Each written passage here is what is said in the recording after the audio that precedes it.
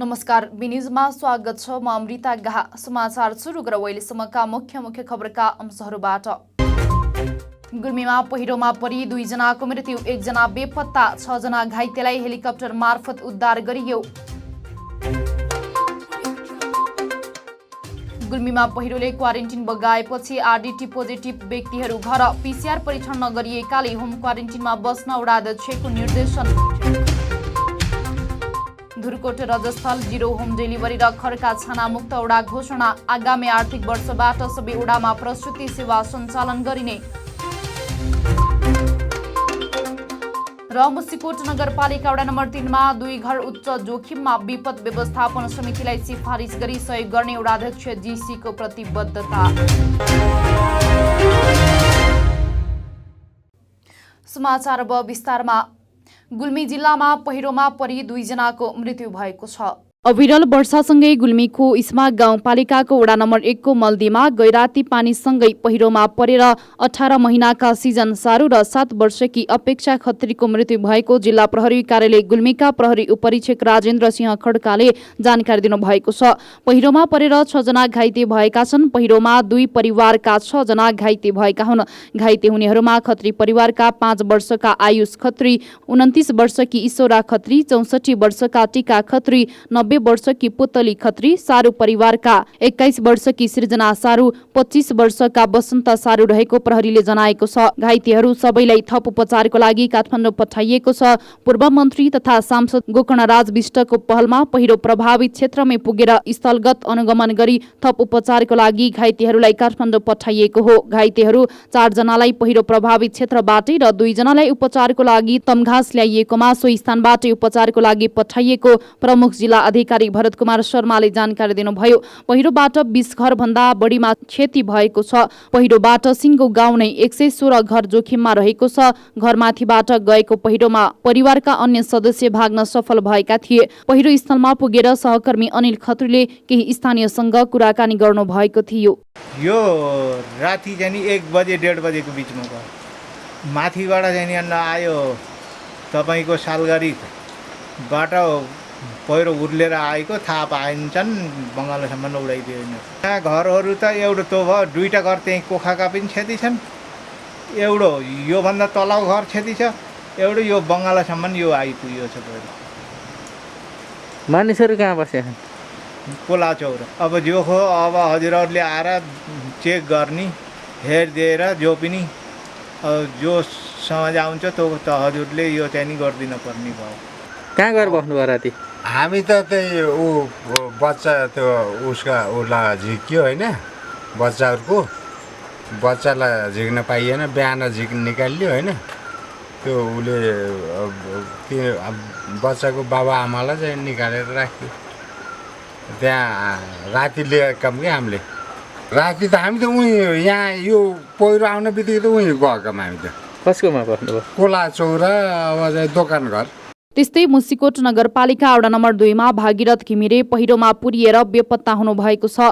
रातिबाट बेपत्ता घिमिरेको अवस्था अझै पत्ता नलागेको वडाध्यक्ष लक्ष्मण खत्रीले जानकारी दिनुभयो। पहिरोले गाउँ बीचकै सम्पर्क विच्छेद भएको र अन्य मूल सडक समेत अवरुद्ध भएका कारण उद्धारमा समस्या भएको छ। अहिले नेपाल प्रहरी, सशस्त्र प्रहरी, नेपाली सेनाको टोली घटनास्थलमा उद्धारको लागि खटेको प्रमुख जिल्ला अधिकारी शर्माले जानकारी दिनुभयो।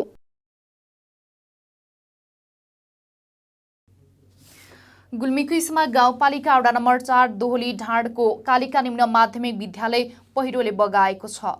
विद्यालयमा क्वारेन्टिन बनाइएको थियो। माथिबाट पहिरो आएपछि क्वारेन्टिनमा बसेका 5 जना घर गएका छन्। उनीहरू सबैको आरडीटी पोजिटिभ भएको वडाध्यक्ष गनु प्रसाद अधिकारीले जानकारी दिनुभयो। 9 कोठे भवनमा पहिरोले क्षति पुर्याएको छ। पीसीआर परीक्षण नगरिएकोले होम क्वारेन्टिनमा बस्न निर्देशन दिएको वडाध्यक्ष अधिकारीले बताउनुभयो। त्यस्तै असार 6 गते पहिरोको कारण विस्थापित भएका रातापानीका विस्थापित 3 घर परिवार बसेको जनशक्ति प्राथमिक विद्यालय पहिरोको उच्च जोखिममा परेको छ। अहिले ती घर परिवार कहाँ राख्ने भन्नेमा समस्या भएको वडा सदस्य मीना घरतीले जानकारी दिनुभयो।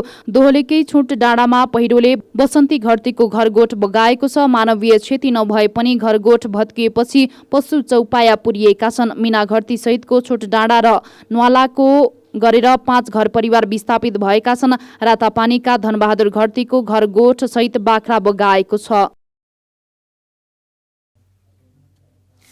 धुरकोट गाउँपालिका वडा नम्बर 6 रजस्थललाई 0 होम डेलिभरी अर्थात् घरमा शून्य प्रसुति र खर्का छाना मुक्त वडा घोषणा गरिएको छ। बिहिबार गाउँपालिकाका अध्यक्ष भूपाल पोखरेलले वडालाई 0 होम डेलिभरी तथा खर्का छाना मुक्त वडाको घोषणा गर्नुभयो। 0 होम डेलिभरीको लागि आवश्यक सबै मापदण्ड पूरा भएपछि वडालाई घरमा शून्य प्रसुति वडा घोषणा गरिएको हो। त्यसका लागि आवश्यक जनशक्ति, स्वास्थ्य सामग्री, मेसिन तथा औजार उपकरण लगायत सबै आवश्यक सामग्री धुरकोट प्राथमिक स्वास्थ्य केन्द्रमा रहेकोले वडालाई घरमा शून्य प्रसुति घोषणा गरिएको हो। पछिल्ला 3 आर्थिक वर्षमा उक्त स्वास्थ्य चौकीमा कुल 246 महिलाले प्रसुति सेवा लिएका छन्, जसमध्ये आर्थिक वर्ष 2074-75 मा वडा नम्बर 6 रजस्थलका 31 जना र 59 जना अन्य वडाका गरी कुल 90 जना महिलाले प्रसुति सेवा लिएका छन्। आर्थिक वर्ष 2075-76 मा 87 जना महिलाले सेवा लिएका मध्ये रजस्थलका 33 जना र अन्य वडाका 54 जना रहेका छन् भने आर्थिक वर्ष 2076-77 मा सेवा लिएका कुल 69 जना मध्ये रजस्थलका 33 जना र बाँकी 46 जना अन्य वडाको रहेको धुरकोट प्राथमिक स्वास्थ्य चौकीका सिनियर अहेवा बाबुराम कुँवरले जानकारी दिनुभएको छ। वडाभित्रका कुल 135 घरमा खरको छानो हटाई टिनको छानो लगाएसँगै रजस्थल खरका छाना मुक्त वडा घोषणा भएको छ। स्थानीय तहको निर्वाचन हुँदाकै वर्ष गाउँपालिकालाई खरका छाना मुक्त बनाउने अभियान अन्तर्गत बिहिबार रजस्थललाई पनि खरका छाना मुक्त वडाको घोषणा गरिएको वडाध्यक्ष कृष्ण नेपालीले जानकारी दिनुभएको छ। कार्यक्रममा बोल्दै गाउँपालिकाका अध्यक्ष पोखरेलले रजस्थलमा थप 15 शैय्याको अस्पताल बन्दै गरेकोले गुल्मी निर्वाचन क्षेत्र नम्बर 2 मा सबैभन्दा ठूलो र सुविधा सम्पन्न अस्पताल धुरकोटकै हुने र त्यो गाउँपालिकाका लागि गर्वको विषय रहेको बताउनुभयो। गाउँपालिकाका उपाध्यक्ष शिवबहादुर खत्रीले प्रसुति सेवाको लागि निशुल्क एम्बुलेन्सको सुविधा गराइने, आगामी आर्थिक वर्षबाटै सबै वडामा प्रसुति सेवा सञ्चालन गर्ने, खानेपानी, कृषि तथा रोजगारी गाउँपालिकाको प्राथमिकतामा रहेको जस्ता विषयमा जानकारी गराउनुभयो। कार्यक्रमकै अवसर पारेर वडालाई 0 होम डेलिभरी बनाउन सहयोग गरेको भन्दै महिला स्वास्थ्य स्वयंसेविका, प्राथमिक स्वास्थ्य चौकीका स्वास्थ्य कर्मी लगायतलाई सम्मान पत्र र दोसल्लाले सम्मान गरिएको छ। समाचारमा पालो भएको छ विश्रामको। विश्रामपछि पुनः उपस्थित हुने नै छौ।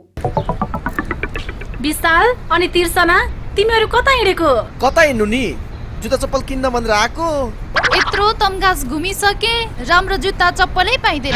हाम्रो गुल्मीको विश्वासिलो, चर्चित र भरपर्दो कार्की रेडिमेड स्टोर छ त।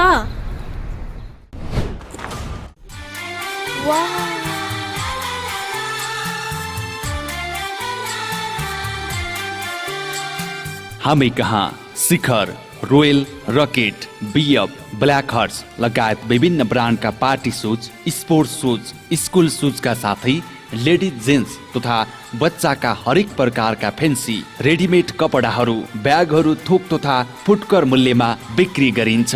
Proprietor Arjun Karki. Phone number 079 520 Karki readymade and shoes centre, Tamghas, Gulmi.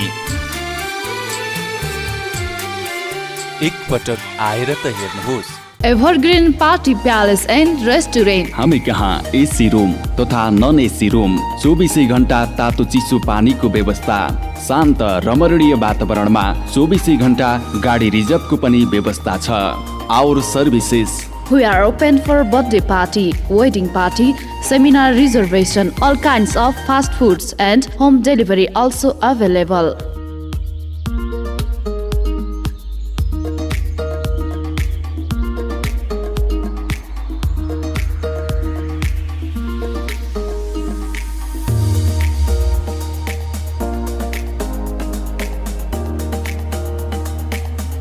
Contact number 079520864। Proprietor Jabindra Basnet. 9857064004। Prakash Basnet. 9841972733। Evergreen party palace and restaurant, Resunga नगरपालिका 1 हस्पिटल लाइन, गुल्मी, जिल्ला कारागारको ठिक माथिपट्टि। ओहो मित्र, आज त पैसाको बाहरै बाहर छ त। होइन, बाइक किन्ने भनेको पैसा नै पुगेन यार। नयाँ होइन, तर नयाँ भन्दा कम पनि छैन।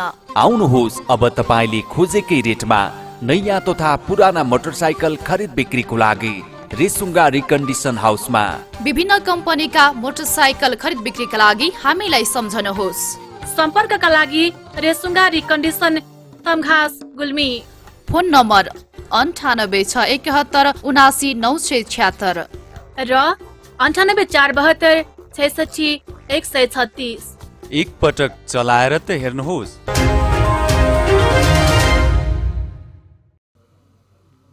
विश्रामपछि पुनः स्वागत छ। बलागौं बाँकी समाचारतर्फ। मुसिकोट नगरपालिका वडा नम्बर 3 मा 2 घर पहिरोको उच्च जोखिममा परेका छन्।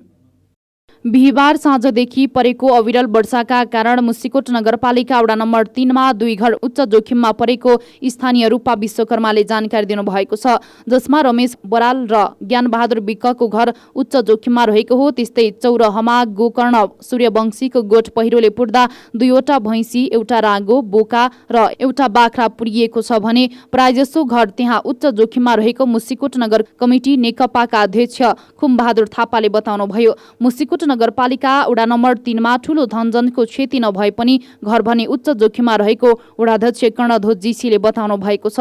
जसको घर उच्च जोखिममा रहेको छ उनीहरूलाई वडा कार्यालय मार्फत मुसिकोट नगरपालिकाको विपद व्यवस्थापन समितिलाई सिफारिस गरी सहयोग गर्ने वडाध्यक्ष जीसीले प्रतिबद्धता जनाउनुभयो। विपद भनेर नआउने भएकाले सचेत भई बस्न उहाँले स्थानीयवासीलाई आग्रह गर्नुभएको छ।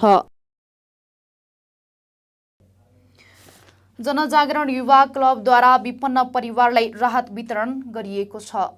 गुल्मीको धुर्कोट गाउँपालिका वडा नम्बर 2 पिपलधारा साबिकको वडा नम्बर 6 का वैदेशिक रोजगारीमा रहेका युवाहरूद्वारा सञ्चालित सामाजिक संस्था क्लब जनजागरण युवा क्लबले विश्वभर महामारीको रूपमा फैलिरहेको कोरोना भाइरस कोभिड-19 को रोकथाम तथा नियन्त्रणको लागि सरकारले गरेको लकडाउनबाट सृजित विषम परिस्थितिबाट आम जनमानसमा पर्न गएको आर्थिक सङ्कटलाई ध्यानमा राख्दै दैनिक छाक टार्न कठिनाई भएका विपन्न परिवारलाई एक सामान्य कार्यक्रम गरी दोस्रो चरणको राहत सामग्री वितरण गरिएको छ। पहिलो पटक 7 अति विपन्न परिवारलाई राहत सामग्री वितरण गरेपछि लकडाउन लामो समयसम्म कायम रहँदै आएको र जनताको रोजगारी र आमदानी ठप्प भई थप समस्या परेको देखेपछि पुनः आफ्नो परिवारको गाँस काटेर सम्पूर्ण क्लबका युवाहरूद्वारा आफू सक्दो आर्थिक रकम जम्मा गरी गाउँका अति विपन्न परिवारको पहिचान गरी थप 18 घर परिवारलाई 1 बोरा चामल 25 किलो, 1 किलो नुन र 1 लिटर तेल वितरण गरिएको छ। शुक्रबार कार्यक्रम गरी संस्थाका पूर्व अध्यक्ष प्रेम सागर सुनारको अध्यक्षता र धुर्कोट गाउँपालिका वडा नम्बर 2 पिपलधाराका वडाध्यक्ष नवीन जीसीको प्रमुख आतिथ्यता तथा सोही वडाकी वडा सदस्य महिला तथा गाउँ कार्यपालिकाकी सदस्य कमला घरतीको विशेष आतिथ्यतामा राहत वितरण गरिएको थियो। रविलाल सुनारको स्वागत मन्तव्य र दीपक विकको शुभकामना मन्तव्यमा गरिएको उक्त राहत वितरण कार्यक्रमको सञ्चालन रमेश परियारले गर्नुभएको थियो। हामी समाचारको अन्त्यमा छौं, तर बिदा हुनु पूर्व यस प्रसारणका मुख्य समाचार पुनः एकपटक। गुल्मीमा पहिरोमा परि 2 जनाको मृत्यु, 1 जना बेपत्ता, 6 जना घाइतेलाई हेलिकप्टर मार्फत उद्धार गरियो। गुल्मीमा पहिरोले क्वारेन्टिन बगाएपछि आरडीटी पोजिटिभ व्यक्तिहरू घर पीसीआर परीक्षण नगरिएकाले होम क्वारेन्टिनमा बस्न वडाध्यक्षको निर्देशन। धुर्कोट रजस्थल 0 होम डेलिभरी र खर्का छाना मुक्त वडा घोषणा। आगामी आर्थिक वर्षबाट सबै वडामा प्रसुति सेवा सञ्चालन गरिने। र मुसिकोट नगरपालिका वडा नम्बर 3 मा 2 घर उच्च जोखिममा विपद व्यवस्थापन समितिलाई सिफारिस गरी सहयोग गर्ने वडाध्यक्ष जीसीको प्रतिबद्धता। अहिलेलाई बी न्यूज यति नै। हेर्दै गर्नुहोला बीटीभी एचडी। हवस् त, नमस्ते।